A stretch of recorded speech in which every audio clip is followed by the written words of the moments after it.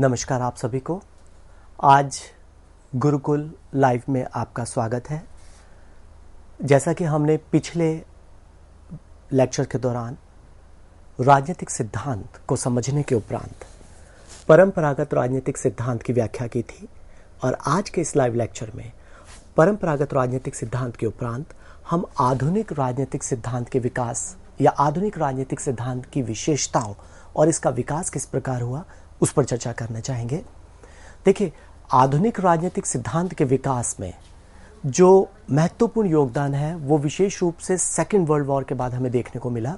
यानी आधुनिक राजनीतिक सिद्धांत का जो विकास और उद्भव है वो हमें द्वितीय विश्व युद्ध के पश्चात परंपरागत राजनीतिक सिद्धांत के खिलाफ एक प्रतिक्रिया स्वरूप देखने को मिला।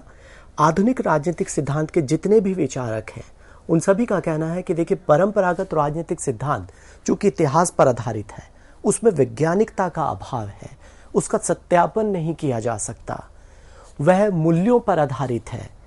इसलिए मानकीय उपागम पर आधारित होते हुए, मूल्यों का समर्थन करते हुए, वैज्ञानिकता के अभाव के चलते इसमें बहुत सारे सिद्धांत निर्माण की उपेक्षा की जाती है। इसलिए परंपरागत राजनीतिक सिद्धांत में हमें वर्तमान में इसका कोई महत्व नहीं दिखाई देता। और देखिए, आधुनिक विचारकों का यह भी कहना है कि चूंकि बहुत सारी राजनीतिक घटनाएं अपने समय, स्थान और परिस्थिति के संदर्भ में घटित हुई और आज वो परिस्थितियां नहीं हैं। समाज का स्वरूप, राजनीति का स्वरूप बहुत बदल चुका है। वो समस्याएं जो उस समय तत्कालीन समय में इतिहास में हुआ करती थी, आज वो समस्याओं का स्वरूप वैसा नहीं है। इसलिए जितने भी राजनीतिक सिद्धांत के विचारक थे परंपरागत, उन्होंने अपने विचारों का प्रतिपादन अपने समय में मौजूद समस्याओं के समाधान के लिए किया, पर आज वो समस्याएं वैसी नहीं रह गई है। इसलिए लगभग राजनीतिक सिद्धांत के अंदर जो विचार आए, आज उनका वो महत्व नहीं रह गया है जो उस वक्त हुआ करता था। इसलिए लगभग परंपरागत राजनीतिक सिद्धांत या राजनीतिक सिद्धांत का अंत हो चुका है। पर यह सोचना गलत है। देखिए, आधुनिक राजनीतिक सिद्धांत के जितने भी विचारक हैं, जिसमें मुख्य रूप से David Easton, Charles Merriam, Bernard Crick और लॉसवेल, ऐसे बहुत से विचारक हैं जिन्होंने आधुनिक राजनीतिक सिद्धांत का समर्थन किया। और आधुनिक राजनीतिक सिद्धांत के विकास में जो सबसे बड़ा योगदान है, मेजर कंट्रीब्यूशन है, वो अनुभाविक पद्धतियों का, एम्पिरिकल अप्रोच का रहा है, जिसका कहना था कि राजनीति के अध्ययन के लिए वैज्ञानिक दृष्टिकोण को बढ़ावा दिया जाना चाहिए। हमें तथ्यों के आधार पर सामग्री का संकलन करना चाहिए, तथ्यों के आधार पर जिसका सत्यापन किया जा सके, आंकड़ों के आधार पर जिसका विश्लेषण किया जा सके, हमें ऐसे सिद्धांतों का प्रतिपादन करना चाहिए। और राजनीति के क्षेत्र में अब तथ्यों और साक्ष्यों पर, यानी फैक्ट्स पर और एविडेंस पर विशेष रूप से जोर दिया जाने लगा है। इसके अतिरिक्त आज राजनीति विज्ञान के अंदर हमें बहुत से अलग विषयों का अध्ययन भी देखने को मिलता है, जिसे हम कह सकते हैं कि राजनीति विज्ञान आज एक interdisciplinary study, political science become an interdisciplinary study, and we can study or we can collaborate the knowledge of other discipline in political science like sociology, psychology, मनोविज्ञान, समाजशास्त्र, अर्थशास्त्र, कंप्यूटर विज्ञान, ऐसे बहुत से अनुशासनों और विषयों का ज्ञान हम राजनीति विज्ञान में कर सकते हैं। इसे अंतर अनुशासनीय अध्ययन कहा जाता है। और विशेष रूप से अनुभाविक पद्धति और समाजशास्त्र के बढ़ते प्रभाव की वजह से आज हमें राजनीतिक सिद्धांत में शक्ति, पावर, प्रभाव, अथॉरिटी, सत्ता, यानी शक्ति, प्रभाव, सत्ता, राजनीतिक संस्कृति और राजनीतिक विकास की अवधारणाओं का भी अध्ययन देखने को मिलता है। डेविड ईस्टन ने सन 1953 में एक पुस्तक लिखी थी, द पॉलिटिकल सिस्टम। 1953 में डेविड ईस्टन की पुस्तक पॉलिटिकल सिस्टम प्रकाशन में आई और कई सारे सिद्धांत शास्त्रियों ने इस नई क्रांति को व्यवहारवादी क्रांति का नाम दिया, बिहेवियरल अप्रोच या बिहेवियरल रेवोल्यूशन का नाम दिया, क्योंकि इसमें तथ्यों और साक्ष्यों पर बहुत ज़्यादा जोर दिया जाता था। और जितने भी व्यवहारवादी थे उन्होंने राजनीति को प्राकृतिक विज्ञान की भांति एक विशुद्ध विज्ञान बनाने पर बल दिया और उन्होंने राजनीति के अध्ययन में औपचारिक संस्थाओं के बजाय अनौपचारिक संस्थाओं पर, फॉर्मल इंस्टीट्यूशन के बजाय इनफॉर्मल इंस्टीट्यूशन पर बहुत जोर दिया। देखिए, यहां पर जब हम राजनीति के फॉर्मल इंस्टीट्यूशंस की बात करते हैं तो औपचारिक संगठनों का मतलब होता है विधानमंडल, कार्यपालिका और न्यायपालिका, लेजिस्लेचर, एग्जीक्यूटिव एंड जुडिशरी। ये 3 शासन के अंग होते हैं जिन्हें हम औपचारिक संस्थाएं बता सकते हैं यहां पर। और अनौपचारिक संस्थाएं वो होती हैं जो प्रत्यक्ष रूप में शासन के अंग या राजनीतिक संस्थाएं नहीं होती, इसके बावजूद वो किसी भी देश विशेष की राजनीति को प्रभावित करने की क्षमता रखती है। जैसे कि पॉलिटिकल पार्टीज जो संस्थाएं हैं उसका औपचारिक संगठन नहीं है, बल्कि इसका एक अनौपचारिक संगठन है। कहना यह चाहता हूं कि राजनीति के अनौपचारिक संगठनों में हम लोग राजनीतिक दल, दबाव समूहों, मतदान आचरण और विधानमंडल, कार्यपालिका और न्यायपालिका, इसको हम औपचारिक संगठनों में अध्ययन करते हैं। और अनौपचारिक संगठनों के अंदर यानी किस प्रकार से किसी भी देश की राजनीति के जो अनौपचारिक संगठन है, जो पॉलिटिकल पार्टीज है, जो प्रेशर ग्रुप्स हैं, जो नॉन गवर्नमेंटल ऑर्गेनाइजेशंस है, गैर सरकारी संगठन है, जो मतदान आचरण है, बहुत तरह के धार्मिक संगठन हैं, ये लोग किसी देश की राजनीति को, जैसे कि आप जानते हैं भारत में जाति एक हमारे देश की राजनीति में एक बहुत महत्वपूर्ण कारक है जो देश की राजनीति को, वोट बैंक को बहुत प्रभावित करती है। तो इन सब का भी लगातार एक देश विशेष की राजनीति पर प्रभाव देखने को मिलता है। इसलिए आधुनिक राजनीतिक सिद्धांत के अंतर्गत अनौपचारिक संगठनों के साथ साथ जो औपचारिक संगठन है उनका भी अध्ययन किया जाता है। देखिए, यदि आधुनिक राजनीतिक सिद्धांत की मैं विशेषताओं पर गौर करूं तो इसकी बहुत सी हमें विशेषताएं दिखाई देती हैं, जैसे अध्ययन की अंतर अनुशासनीय पद्धति, interdisciplinary study of political science. दूसरी विशेषता हमें दिखाई देती है कि सभी आधुनिक सिद्धांत शास्त्री राजनीति को एक प्योर साइंस, एक विशुद्ध विज्ञान, शुद्ध विज्ञान, प्राकृतिक विज्ञानों की भांति बनाना चाहते हैं। एक एक पॉइंट्स की मैं अभी एक्सप्लेनेशन आपको डिटेल में करूंगा। तीसरी विशेषता हमें देखती है कि इन्होंने हमेशा राजनीति का अध्ययन एक मूल्य निरपेक्ष रूप में करने की कोशिश की है, यानी वैल्यू फ्री स्टडी, यानी राजनीति का अध्ययन करते वक्त मूल्यों से अपना ध्यान हटाते हुए तथ्यों पर ज्यादा इन्होंने अपना ध्यान केंद्रित किया है। इसके उपरांत इन्होंने राजनीतिक सिद्धांत को एक स्वतंत्र विषय के रूप में, एक इंडिपेंडेंट सब्जेक्ट के रूप में, एक ऑटोनॉमस सब्जेक्ट के रूप में स्थापित करने का जोर किया है, कोशिश की है। और इसी के साथ ही तत्कालीन समस्याओं के समाधान का भी प्रयास आधुनिक राजनीतिक सिद्धांत के अंदर किया गया है। आप देख सकते हैं आज अंतर्राष्ट्रीय स्तर पर पर्यावरण के मुद्दे, ग्लोबल वार्मिंग का इशू, वाटर क्राइसिस, वॉर, ऐसे बहुत से इश्यूज को लेकर अभी आप देखिए पूरे विश्व के सामने कोविड-19 को लेकर के जो पूरे वैश्विक स्तर पर एक महामारी के रूप में हमारे समक्ष आई है, इसका समाधान भी वैश्विक स्तर पर प्रत्येक देश अपने अपने माध्यम से करने की कोशिश कर रहा है। मैं पहली विशेषता की तरफ जाना चाहूंगा। देखिए, आधुनिक राजनीतिक सिद्धांत की जो पहली विशेषता है वो है कि सभी आधुनिक राजनीतिक सिद्धांत के जो विचारक हैं वो मॉडर्न पॉलिटिकल थ्योरी को एक इंटरडिसिप्लिनरी स्टडी, एक अंतर अनुशासनीय अध्ययन बनाने पर जोर देते हैं और इसके लिए वो अन्य विषयों के ज्ञान को राजनीतिक सिद्धांत में समाहित करने की कोशिश करते हैं।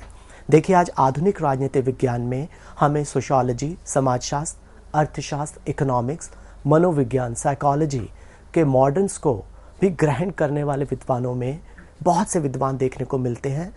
यहाँ पे मैं कुछ विचारकों का जिक्र करना चाहूँगा, जैसे Graham Wallis, Arthur Bentley, Charles Merriam, Harold Lasswell.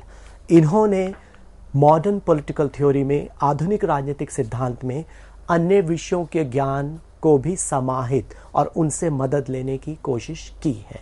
देखिए, अर्थशास्त्र के शोध निष्कर्षों से जिन विद्वानों ने लाभ उठाया उसमें एंथनी डाउन्स और जी ट्यूलॉक, ये 2 नाम बहुत फेमस हैं जिन्होंने अर्थशास्त्र के ज्ञान का उपयोग राजनीतिक सिद्धांत के अंदर किया। वहीं कॉल ड्यूश ने शासन संचालन को समझाने के लिए इलेक्ट्रॉनिक कम्युनिकेशन मेथड, इलेक्ट्रॉनिक संचार विधि और कंप्यूटरों का हवाला दिया। कहना मैं ये चाहता हूँ कि आधुनिक राजनीतिक सिद्धांत शास्त्रियों ने राजनीतिक विज्ञान में बहुत से विषयों के ज्ञान को समाहित करते हुए इसे एक इंटरडिसिप्लिनरी स्टडी, एक अंतर अनुशासनीय अध्ययन बनाने पर जोर दिया। एक छोटा सा एग्जाम्पल आपको यहाँ पे देके मैं दूसरी विशेषता की तरफ बढ़ना चाहूँगा। देखिए, अभी पूरे वर्ल्ड में जब कोविड-19 का पेंडेमिक फैला, उस पेंडेमिक के चलते पूरे अंतर्राष्ट्रीय स्तर पर वैश्विक राजनीति तो प्रभावित हुई, उसके साथ प्रत्येक देश की अर्थव्यवस्था भी प्रभावित हुई। चूंकि आज सारी विधाएं, चाहे वो राजनीति हो, समाजशास्त्र हो, अर्थशास्त्र हो, ये सभी आपस में जुड़े हुए हैं। इसलिए किसी देश की यदि राजनीति में कोई परिवर्तन आता है तो उसका स्पष्ट प्रभाव हमें अन्य संदर्भों में भी स्पष्ट तौर पे देखने को मिलता है। राजनीतिक सिद्धांत की यदि दूसरी विशेषता की बात करूं, मॉडर्न पॉलिटिकल थ्योरी की, तो वो है कि सभी आधुनिक राजनीतिक सिद्धांत शास्त्रियों ने राजनीति को एक प्योर साइंस, एक शुद्ध साइंस, विज्ञान यानी कि प्योर साइंस, शुद्ध विज्ञान बनाने के लिए राजनीतिक तथ्यों में उनके नापतोल पर विशेष बल दिया और इन्होंने बहुत सारी न्यू टेक्निक्स को अपनाया, जैसे जनगणना के अभिलेखों का इस्तेमाल, जो हमारा सेंसस रिकॉर्ड है उसको यूज किया गया, आंकड़ों का अध्ययन किया गया, जनमत की बहुत सारी विधियों का अध्ययन करके नतीजे पे पहुंचने की कोशिश की गई। आप देखते हैं आज के समय में जब किसी भी राज्य में, जैसे अभी हाल ही में पश्चिमी बंगाल के अंदर चुनाव हो रहे हैं और उसको लेकर के आपको बहुत सारे सोशल मीडिया पर, स्पेशली इलेक्ट्रॉनिक मीडिया पे आपको इमीडिएट एक एग्जिट पोल देखने को मिलता है। वो बेसिकली जनमत के माध्यम से ही हासिल करने की कोशिश की जाती है और कुछ रिसर्च मेथोडोलॉजी के स्टैटिस्टिक्स का इस्तेमाल करते हुए ये मीडिया कुछ आंकड़ों का इस्तेमाल करके जनमत के रुझान को जानने की कोशिश करता है, जिसे कि एग्जिट पोल से पहले या एग्जिट पोल के दौरान दिखाया जाता है। देखिए, डेविड ईस्टन का कहना था in the context of pure science, how we can make a political science as a pure science. इसके संदर्भ में डेविड ईस्टन का कहना था कि हमारी जो शोध है, हमारा जो खोज है, वो सुव्यवस्थित होना चाहिए। देखिए, आधुनिक राजनीतिक सिद्धांत की जो तीसरी विशेषता है वो है इसका मूल्य निरपेक्ष अध्ययन या मूल्य निरपेक्ष अध्ययन पर जोर। देखिए, बहुत से आधुनिक लेखकों ने, जिसमें विशेष रूप से व्यवहारवादियों के बारे में मैं बात करना चाहूँगा, डेविड ईस्टन ने मूल्य निरपेक्ष राजनीतिक विज्ञान की कल्पना की और उनका कहना था कि राजनीतिक विचारकों को मूल्य निरपेक्ष, अर्थात जितने भी राजनीतिक सिद्धांत के विचारक हैं उन्हें मूल्यों से तटस्थ रहना चाहिए। क्या सही है, क्या गलत है, ये बताना आपका काम नहीं है। जो यथास्थिति है, जो वास्तविकता है, आप उसको बताइए। यानी किसी भी राजनीतिक विचारक का काम ये बतलाना नहीं है कि स्वतंत्रता की रक्षा के लिए उदार लोकतंत्र बेहतर है या एक मार्क्सवादी व्यवस्था, या फिर लोकतंत्र की सफलता के लिए मल्टी पार्टी सिस्टम बेहतर है या सिंगल पार्टी सिस्टम। इनका कहना है आपको मूल्यों से निरपेक्ष रहना है, क्या सही है क्या गलत है उसका विभाजन ना करते हुए आप केवल उसकी व्याख्या कीजिए और कौन सी व्यवस्था बेहतर होगी इस पर ज़्यादा फोकस आप मत कीजिए। इसके उपरांत हम अगली विशेषता की तरफ बढ़े तो देखिए, आधुनिक राजनीतिक सिद्धांत के जितने भी विचारक हैं वो राजनीतिक विज्ञान को एक स्वतंत्र विषय के रूप में स्थापित करना चाहते हैं और इनका मानना था कि राजनीति का ध्यान दर्शन या फिर इतिहास या फिर समाजशास्त्र के एक शाखा के रूप में ना किया जाए, बल्कि यह अपने आप में एक ऑटोनॉमस डिसिप्लिन, एक स्वतंत्र विषय, एक पृथक विषय, एक अलग सब्जेक्ट के रूप में हो। और स्वतंत्र विषय के रूप में जिन जिन लोगों ने जोर किया उसमें George Catlin, David Easton, Robert Dahl जैसे विद्वानों ने अपनी समझ शक्ति राजनीति को एक स्वतंत्र विषय के रूप में, एक स्वतंत्र अनुशासन के रूप में स्थापित करने में लगा दी। कहना मैं ये चाहता हूं कि आधुनिक राजनीतिक सिद्धांत के जितने विचारक हैं उनका ये प्रयास रहा कि राजनीति सिद्धांत को या राजनीति विज्ञान को एक स्वतंत्र विषय के रूप में मान्यता दिलाई जाए और इसके अपने खुद के कुछ सिद्धांतों का विकास किया जाए, चाहे इसके लिए हमें दूसरे विषयों के ज्ञान को भी समाहित करना पड़े, पर पॉलिटिकल साइंस को एक ऑटोनॉमस सब्जेक्ट, एक इंडिपेंडेंट सब्जेक्ट के रूप में बढ़ावा दिया जाए। मैं अगली विशेषता की तरफ बढ़ना चाहूँगा। देखिए, आधुनिक राजनीतिक सिद्धांत के जितने भी विचारक हैं उन्होंने भी समस्याओं का समाधान करने की कोशिश की है, जैसा कि परंपरागत राजनीतिक सिद्धांतवादियों ने की थी। देखिए, आधुनिक राजनीतिक सिद्धांत शास्त्रियों ने उत्तर व्यवहारवाद में, देखिए व्यवहारवादी क्रांति पहली थी जिसमें डेविड डिस्टन ने मूल्यों को तिलांजलि देते हुए तथ्यों पर जोर दिया था, परंतु कुछ समय उपरांत डेविड डिस्टन को इस बात का आभास हुआ कि केवल मूल्यों को तिलांजलि देने से ही सही नहीं होगा। एक राजनीतिक सिद्धांत की व्याख्या में हमें तथ्य और मूल्यों यानी मूल्यों को पुनः स्वीकार करना होगा। मूल्यों को पूरी तरीके से तिलांजलि देना, त्याग देना, छोड़ देना ठीक नहीं है। इसलिए पोस्ट बिहेवियरल रेवोल्यूशन में, उत्तर व्यवहारवादी क्रांति में या उत्तर व्यवहारवाद में राजनीति में मूल्यों को पुनः स्वीकार करने के उपरांत समस्याओं का समाधान करने का प्रयास किया गया। और आधुनिक जितने भी सिद्धांत शास्त्री वो जिन समस्याओं से जूझ रहे थे, चाहे वो बेरोजगारी हो, पर्यावरण, वैश्विक पर्यावरण की समस्या हो, चाहे वो असमानता की समस्या हो, चाहे वो युद्ध और शांति व सामाजिक विषयों से शामिल हो, इन सभी पर पूरा जोर देने की कोशिश की गई है। संक्षेप में मैं बताना ये चाहता हूँ कि आधुनिक राजनीतिक सिद्धांत के अंदर हमें बहुत सी विशेषताएं दिखाई देती हैं। जैसे इन्होंने अंतर अनुशासनीय अध्ययन पर जोर दिया, इसको विशुद्ध विज्ञान विधान पर जोर दिया, मूल्य निरपेक्ष अध्ययन पर जोर दिया, इसको एक स्वतंत्र विषय के रूप में स्थापित किया, समस्याओं का समाधान प्रस्तुत करने का प्रयास किया। इन्हीं के साथ अगले वीडियो लेक्चर्स में राजनीतिक सिद्धांत की प्रासंगिकता क्या है, इसके ऊपर हम लोग गौर करना चाहेंगे, ताकि आपका एक पूरा फर्स्ट चैप्टर जो बीए प्रोग्राम फर्स्ट ईयर में है कि what is political theory and why we study it, हम इसको पूरा समाप्त कर सकें। धन्यवाद।